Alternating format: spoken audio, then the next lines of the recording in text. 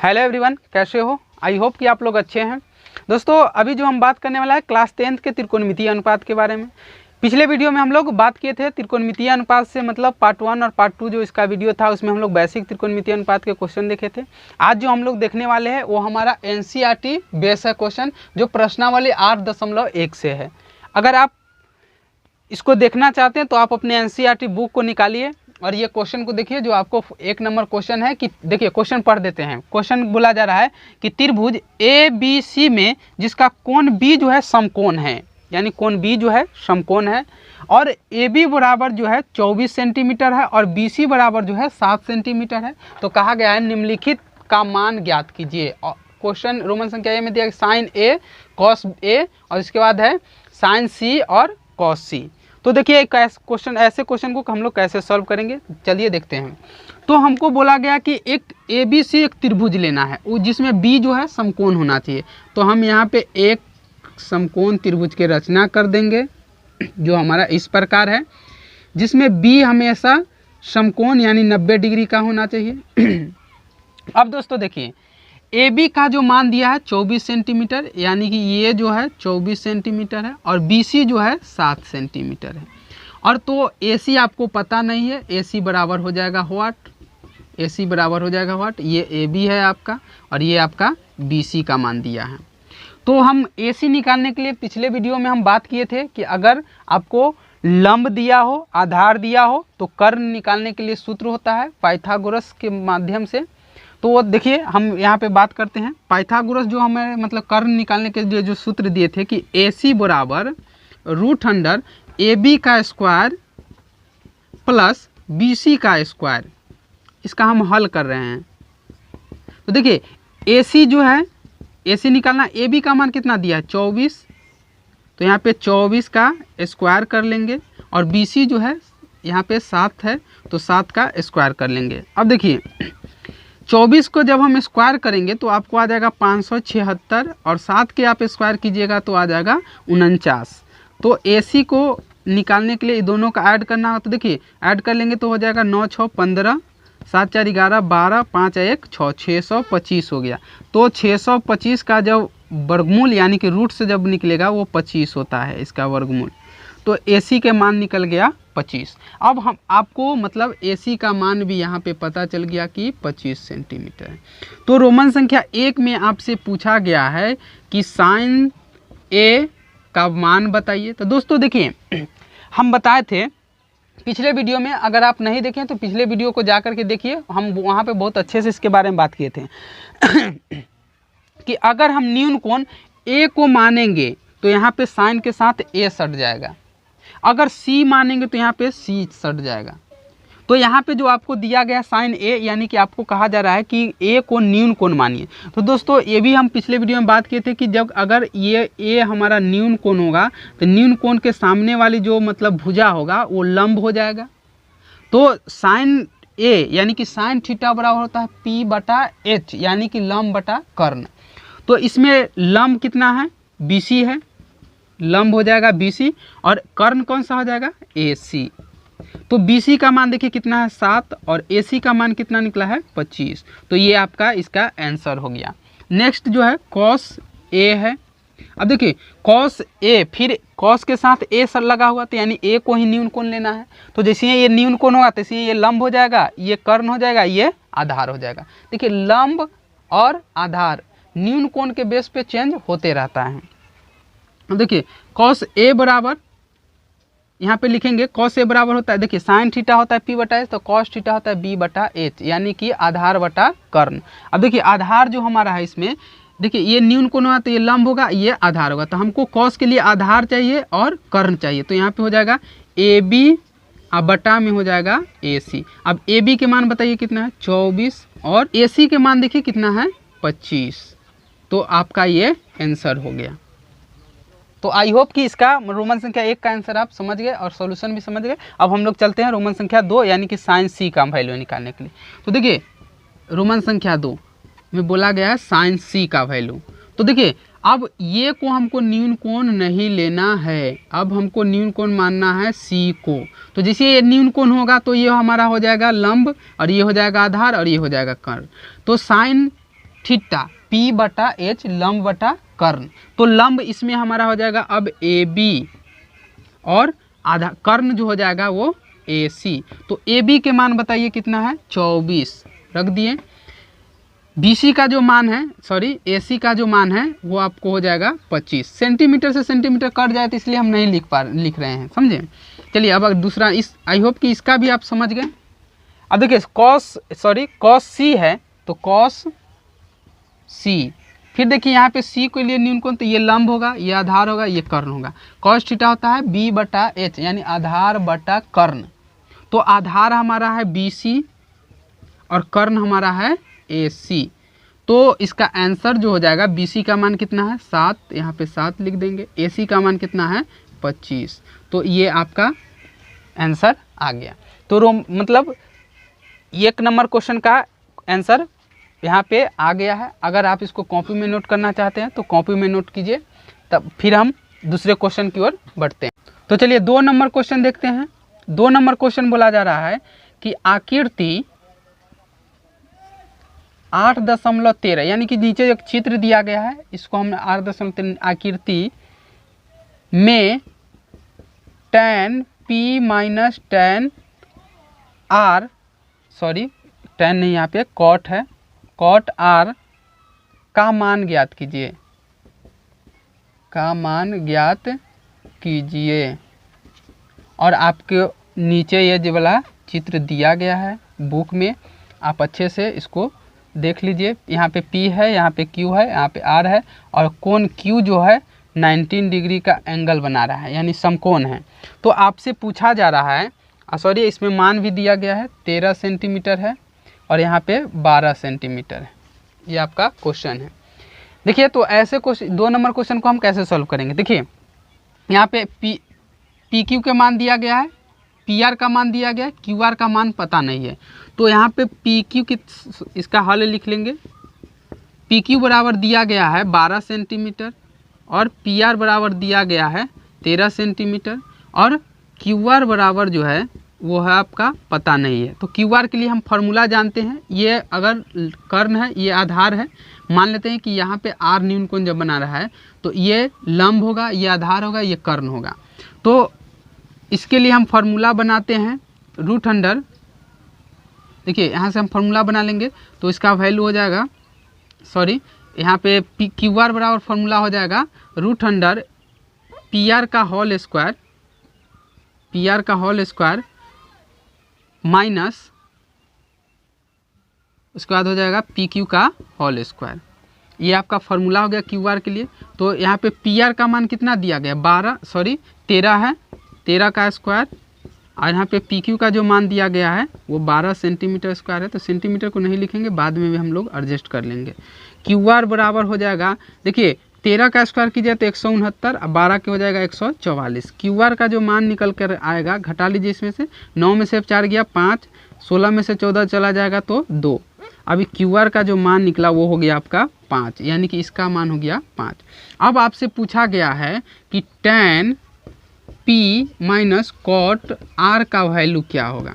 तो दोस्तों देखिए यहाँ पे tan के साथ P लगा हुआ है यानी कि P को आपको न्यून कोण मानना है। कॉट में R लगा हुआ है तो कॉट के लिए R को न्यून कोण मानना होगा। समझ रहे हैं बात को। चलिए तो tan में अगर हम P को न्यून कोण मानेंगे तो ये हमारा लंब होगा, ये हमारा आधार हो जाएगा और ये हमारा कर्ण हो जाएगा।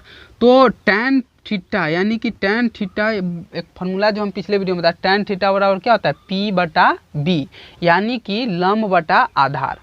तो इसमें P के लिए लंब कौन सा है QR, तो यहाँ पे लंब हो जाएगा QR बटा PQ माइनस कॉट R। अभी आपको यहाँ पे बात करना है न्यून कोण R के लिए। कॉट जो है न्यून कोण R बना रहा है तो कॉट के लिए कॉट थीटा बराबर क्या होता है B बटा P यानी कि आधार बटा लंब। तो इसमें ये जो है आपको लंब है, ये आधार है, तो कॉट थीटा होता है आधार बटा लंब। तो आधार कौन सा है QR, अब बटा हो जाएगा आपको PQ। चलिए तो अब देखिए यहाँ पर QR, देखिए ऐसे तो इसमें से ये पूरा घट ही जाएगा तो बचेगा ही नहीं, लेकिन हम सॉल्व करते हैं। QR का मान कितना दिया गया है, QR का मान देखिए यहाँ पे क्यू आर का मान निकला है 5 और पी क्यू का मान है 12 माइनस क्यू आर का मान फिर है 5 और पी क्यू का मान है 12। तो ये पूरा से पूरा घट जाएगा तो इसका आंसर हो जाएगा 0। तो आई होप कि आप इसका भी जवाब और हल समझ गए हैं। चलिए अब हम लोग तीसरे क्वेश्चन की ओर बढ़ते हैं। तो चलिए अब हम लोग तीसरे नंबर क्वेश्चन में चलते हैं। तीसरे नंबर क्वेश्चन आपको क्या कहा जा रहा है कि यदि साइन ए बराबर 3/4 तो कॉस ए और tan ए का मान ज्ञात कीजिए। ए का मान परिकलित कीजिए, परिकलित करें। तो दोस्तों देखिए इसका सॉल्यूशन कैसे करेंगे। सबसे पहले हल कर लिख लेंगे। इसमें दिया गया है कि साइन ए बराबर है 3/4 और हम जानते हैं कि साइन थीटा जो होता है p/h होता है। तो यहाँ पे p का ये वैल्यू होगा, ये h का वैल्यू होगा। तो p का वैल्यू हो जाएगा 3 और h का वैल्यू हो जाएगा 4। देखिए p के सामने 3, h के सामने 4। अब बच इसमें क्या रहा है b, तो b के लिए फॉर्मूला होता है h² माइनस p²। तो यहाँ पे b के निकालने के लिए h का मान जो है 4, तो 4 का स्क्वायर कर लेंगे, p का मान 3 तो 3 का स्क्वायर। इसमें से 4 का स्क्वायर करें तो 16, 3 का स्क्वायर करेंगे तो 9 और 16 में से 9 को घटा देंगे तो आपको बच जाएगा 7। तो b का मान कितना निकला √7। अब देखिए हमसे पूछा गया है कि cos a का मान क्या होगा। तो दोस्तों साइन ए भी मतलब जो है साइन ए है, यहाँ पे कॉस, यानी कि न्यून कोण दोनों का क्या है समान है। तो हम इसमें से क्या करेंगे कि कॉस थीटा बराबर जो हम जानते हैं कॉस ए बराबर जो फॉर्मूला हो जाएगा वो हमारा हो जाएगा b/h। क्या हो जाएगा b/h। अब ये फार्मूला कहाँ से आ रहा है। तो दोस्तों इस फार्मूला को हम लोग पिछले वीडियो में बहुत अच्छे से बात किए हैं कि कैसे आता है। आप नहीं देखे हैं तो प्लीज़ पिछले वीडियो को ज़रूर जाकर देखें, तभी जाकर के आपको समझ में आएगा। तो कॉस ए बराबर हो गया b/h। तो b का मान कितना है √7 और h का मान कितना है 4। तो ये आपका आंसर हो गया। इसका दो में बोला गया है tan a। देखिए कॉस ए का हो गया √7/4 और tan a बराबर जो है ये हो जाएगा आपको p/b, फॉर्मूला होता है p/b। तो p का मान कितना है 3 और b का मान हो जाएगा √7। तो ये आपका आंसर। तो आई होप कि 3 नंबर क्वेश्चन का भी आंसर समझ गए हैं। चलिए अब हम लोग 4 नंबर क्वेश्चन की ओर बढ़ते हैं। 4 नंबर क्वेश्चन काफ़ी इंपॉर्टेंट है जो एग्जाम में कई बार पूछा गया है। ये भी इम्पोर्टेंट ही है, इसको VVI कर लेंगे, ये एग्ज़ाम के लिए काफ़ी इम्पोर्टेंट है। चलिए अब 4 नंबर की ओर हम लोग बढ़ते हैं।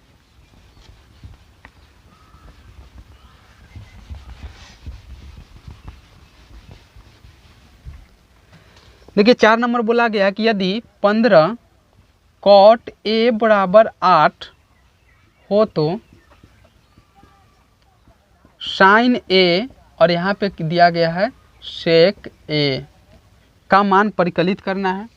चलिए तो देखिए यहाँ पे आपको दिया गया है, क्वेश्चन में दिया गया है कि यदि 15 cot a बराबर 8 हो तो साइन a और sec a का मान ज्ञात करना है। तो देखिए 15 cot a बराबर 8। अब इसको हम क्या करेंगे, ये इधर गुना में इधर जाएगा तो भाग में चला जाए तो 8 हो जाएगा 15। अब देखिए कॉट थीटा होता है b/p, तो इसका हो जाएगा b ऊपर और नीचे हो जाएगा p।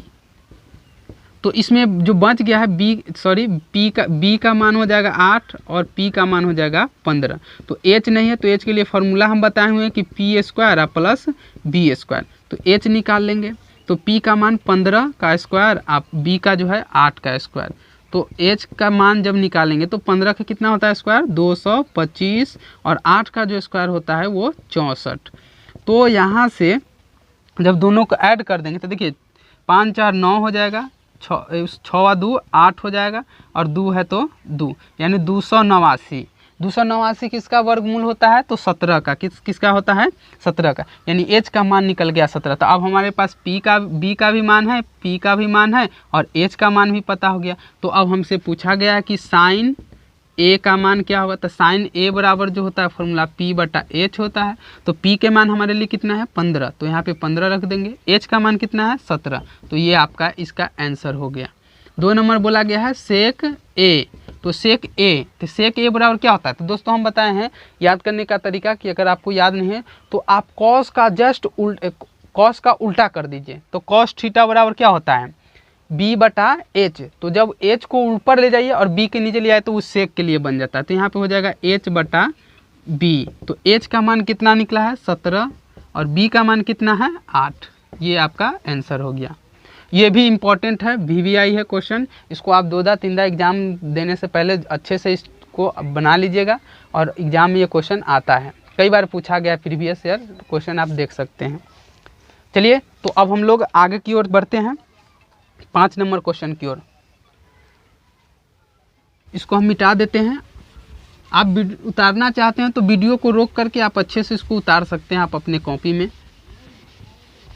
चलिए 5 नंबर क्वेश्चन की ओर हम लोग चलते हैं।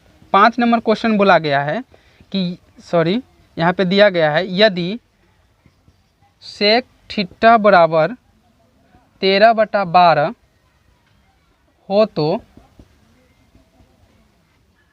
अन्य सभी त्रिकोणमितीय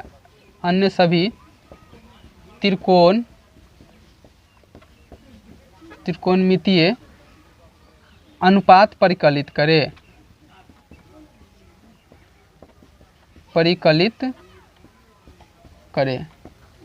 चलिए ऐसा क्वेश्चन हम पिछले वीडियो में भी ये बात किए थे। ऐसे क्वेश्चन के बारे में आपसे दिया गया है कि यदि सेक थीटा बराबर 13/12 है तो सेक थीटा के छुड़ा करके और जो भी बच गया अन्य त्रिकोणमितीय अनुपात उसका वैल्यू निकालना है। तो कैसे निकालेंगे? सबसे पहले इसको हम लिखेंगे हल बराबर दे करके सॉल्यूशन। सेक थीटा बराबर है 13/12। अब हम जानते हैं कि सेक थीटा क्या होता है, कॉस का अपोजिट कर देंगे तो हो जाएगा सेक का। तो क्या होता है, कॉस का होता है b बटा h, तो इसका हो जाएगा h बटा b। अब देखिए h का वैल्यू हो गया 13, b का वैल्यू हो गया 12, बच गया हमारे पास p। तो p के लिए हम फॉर्मूला जानते हैं h² माइनस b²। तो यहाँ से h का वैल्यू कितना है 13 का स्क्वायर माइनस 12 का स्क्वायर। अब देखिए p का जो वैल्यू 13 का स्क्वायर करेंगे तो निकलेगा 169, अब 12 का स्क्वायर करेंगे तो 144। तो आपको निकल करके आएगा, इसमें से घटा दीजिए, 9 में से 4 जाएगा 5, 16 में से 14 जाएगा तो 2, यानी p का वैल्यू जो निकला वो निकला 5। अब आपसे पूछा गया है कि अन्य सभी त्रिकोणमितीय अनुपात परिकलित कीजिए। तो अन्य सभी को निकालने से पहले हमारे पास h पता हो गया, b पता हो गया और p भी पता हो गया। तो अब हम अन्य त्रिकोणमितीय अनुपात को इजी तरीका से निकाल लेंगे। जब तक आपको ये 3 चीज़ नहीं पता होगा तब तक आपको निकलेगा नहीं। हमेशा ऐसे क्वेश्चन को अनुपात वाला में हमेशा p, b, h का मान निकालते हैं। तो अब बच गया कौन? तो अन्य त्रिकोणमितीय निष्पातीय जो है वो पहला साइन थीटा होता है। तो साइन थीटा क्या होता है p बटा h। तो p का मान कितना है, देखिए p का मान है 5, h का मान कितना है 13, ये निकल गया। कॉस थीटा b बटा h होता है। तो b का मान कितना है, देखिए 12, h का मान कितना है 13। चलिए दूसरा भी निकल गया त्रिकोणमितीय निष्पात। तीसरा साइन हो गया, कॉस हो गया। अब टैन को देखते हैं, टैन थीटा होता है b बटा p, तो p बटा b होता है। तो p का मान कितना है 5 और b का मान जो है 12। चौथा देखते हैं, चौथा आ जाता है कॉट थीटा। अब क्या कर दें, टैन के उल्टा कर दीजिए। तो टैन होता है b बटा p, टैन होता है p बटा b, तो इसका उल्टा करेंगे तो b बटा हो जाएगा p। अब इसका आंसर भी पलट जाएगा, ये हो जाएगा। अगला जो है कॉट हो गया। तो सेक को तो यहाँ पे दिया गया तो उसको निकालना नहीं, कॉसेक निकालना है। अगर आप लिखना चाहते हैं सभी त्रिकोणमितीय अन्य ने पूछा गया तो लास्ट वाला निकाल दीजिए, कॉसेक थीटा। कॉसेक थीटा बराबर क्या होता है, साइन का उल्टा होता है। तो साइन थीटा होता है p बटा h, तो कॉसेक थीटा हो जाएगा h बटा p। तो यहाँ p बटा h तो उलट गया है यहाँ पर आकर के, तो ये भी हो जाएगा 13/15। ये आपका सभी त्रिकोणमितीय निष्पत्तियाँ निकल गया है। तो आज हम लोग 5 क्वेश्चन के बारे में बात किए हैं। अगर आपको अच्छा लगा है तो आप कमेंट बॉक्स में कमेंट करके बताएं कि हम नेक्स्ट वीडियो फिर से लाएं। अभी 5 हुआ है, फिर हम अगले वीडियो में 5 क्वेश्चन करेंगे और हमारा कंप्लीट हो जाएगा। तो चलिए आप इसको उतार लीजिए या स्क्रीनशॉट ले लीजिए। तब तक के लिए इतना ही, फिर मिलेंगे नेक्स्ट वीडियो में। तब तक के लिए बाय।